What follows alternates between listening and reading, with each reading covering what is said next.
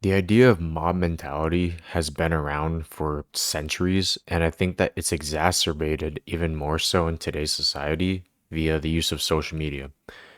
Social media and its influences are everywhere, whether we like it or not. And on those platforms, engagement is built by personalization or the targeting of audiences. Those engagements are what drives clicks, and bringing more people to view content is what everyone is going for these days, especially on TikTok and Instagram. So, what keeps eyes on a screen more than anything? Well, if you ask me, I think it's one of two things: it's content you love or it's content you hate.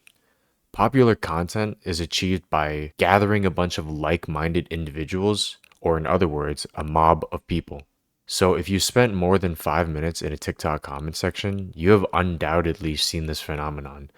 The vast majority of people who engage with a post are either in heavy agreement with the content, as well as each other, or they're in strong disagreement of whatever the post is conveying. This algorithm builds the notion that the majority of people maintain a certain opinion, which oftentimes reinforces delusion. Now, I say this generally as it heavily depends on what exactly the content is talking about, but for the most part, you'll see a post with 100,000, 200,000 likes. And sometimes, if you go into the comment section, you'll somehow oddly find that everybody in that comment section shares the same view as you. This construction forms a false ideation of reality for many people. And one of the most common constructs that I see pushed in modern day America via social media is this idea of victim mentality. Some idea that the world did you wrong in the past, so it owes you something now, or you are from a disadvantaged background, so therefore you deserve a leg up. Sometimes it's even that you behaved a certain way due to some external force, and therefore the fault is not all yours. To me, this is one of the most destructive mindsets that a young adult can adopt. Life will never be fair. This is something that we hear time and time again, yet I feel like only a small fraction of people are actually able to internalize that and apply it to their own life. Somehow, everyone thinks they are the exception and deserves fortune. No matter how hard we work, how cautious we play, there's always going to be some bullshit that life throws at you. Let it be a flat tire while driving down the highway or a promotion that they gave to someone half your tenure. As underprivileged as you think you are, there's always going to be someone ahead and someone below. Think of the dichotomy between some rich girl on her dad's super yacht and an orphaned boy gathering water for his siblings. Now, that's an extreme example, but that just shows you how unfair the world really is. If the world truly did its part in ensuring equity for the underprivileged, why would it choose you over that orphan boy? The reason it doesn't is because the world doesn't operate on a basis of equity. It operates on skill, advantages, and luck. And that's just how the cookie crumbles. Think of it like poker. Everyone gets dealt a hand to play. You have no say in what assortment of cards you get, but you have the power to play your hand intelligently. I'll take it even further. If you play your hand poorly or you're just plain unlucky, you lose. But if you play that hand like your life depends on it, and you also get a little bit lucky, you win and you earn some money that lets you play longer. That's the perfect analogy for life. You win some, you lose some, you get lucky, and sometimes you don't. Either way, you play, and so does everyone else. When the masses believe that the world owes them something, the individuals become complacent. Their incentive to work is diminished by a growing sense of, oh, the world has kicked me down so much that it will reward me soon. This is a famous fallacy. This is called the Monte Carlo fallacy or the gambler's fallacy. The example they use to describe this is that if you're playing heads or tails with a fair coin and you land tails 5 times in a row, you are not more likely to land heads the next time you toss. It's still a 50-50 chance. And the same thing applies to this scenario. Just because you've been unlucky however many times in a row, it doesn't mean the universe is just going to award you with a winning lottery ticket. That's just not how it works. You're going to get lucky some days and you're going to get kicked to shit on other days. And it even goes beyond just luck. Nobody has made their way to the top by trying to get to the bottom.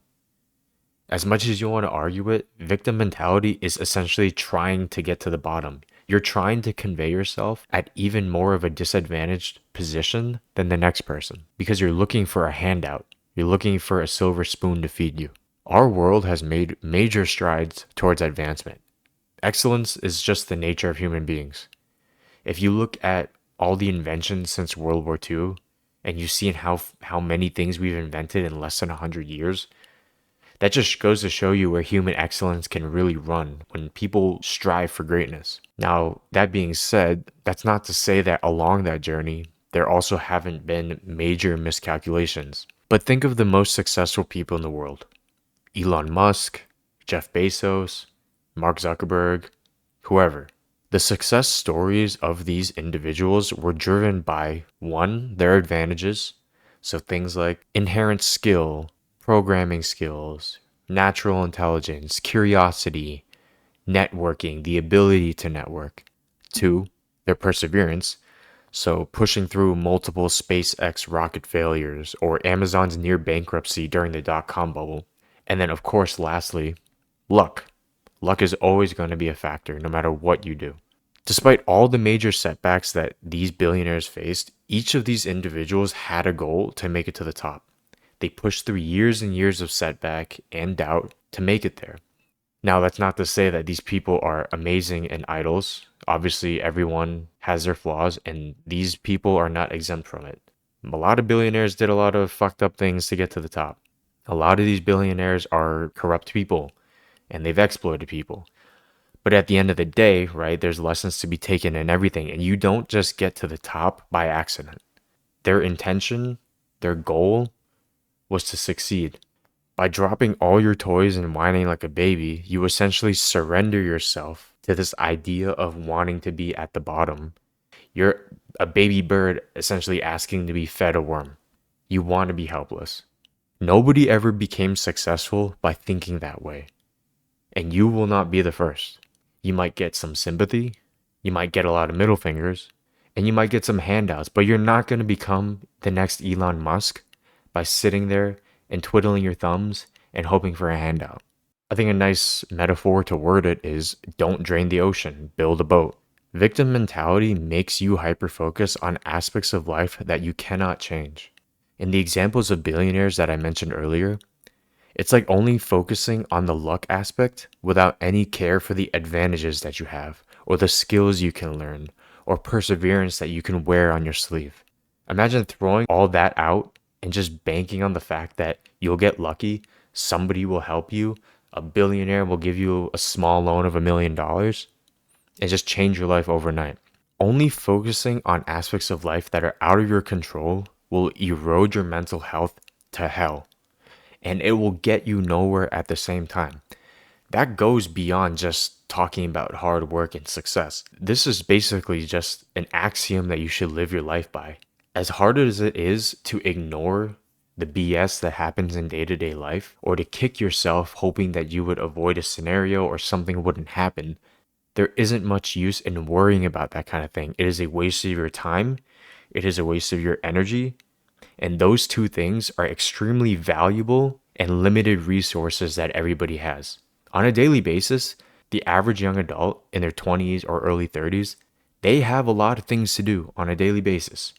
We have to work, we have to take care of partners and children, we have to pay rent, or we have to pay our mortgage. There's only so many things you can worry about. Focus on the things that you actually care about that are actionable, and anything that you completely cannot avoid, sure, let yourself be upset about it. Let yourself grieve about it. Let yourself be angry about it. Feel those emotions for a couple days or a couple hours. But after that deadline that you set for yourself, drop it. There's nothing you can do about it, especially now that it's in the past, and you're really just wasting your time and energy that you could be putting towards improving your life for the future.